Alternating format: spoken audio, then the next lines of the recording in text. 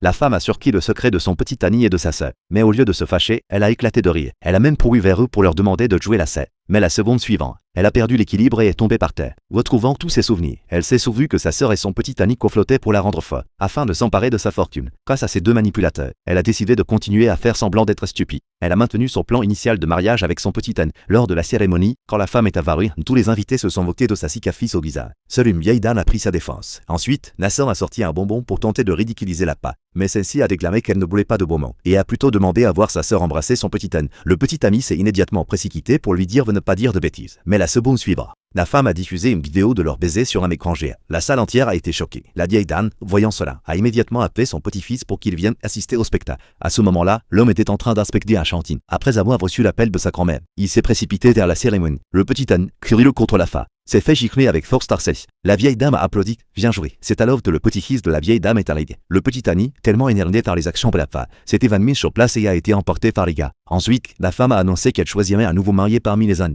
La vieille dame a immédiatement recommandé son petit-fils. L'homme, encore sous le choc, a vu la femme s'approcher et lui tendre une alliance. Sous le regard suppliant de sa grand-mère, il a dû la passer au doigt de la femme pour la calmer. La sœur, croyant que l'homme était un simple nettoyeur, a demandé à leur père de le chasser. Le père de la femme a appelé le directeur de l'hôtel. Mais le directeur a reconnu que l'homme était en réalité le propriétaire majoritaire de l'hôtel. Ce n'est qu'à ce moment que le père a réalisé le statut prestigieux de l'homme. Et la femme n'aurait jamais imaginé que ce choix au hasard serait l'un le plus riche de la vie. L'homme a immédiatement reconnu au directeur d'expulser le père et la sœur de la femme.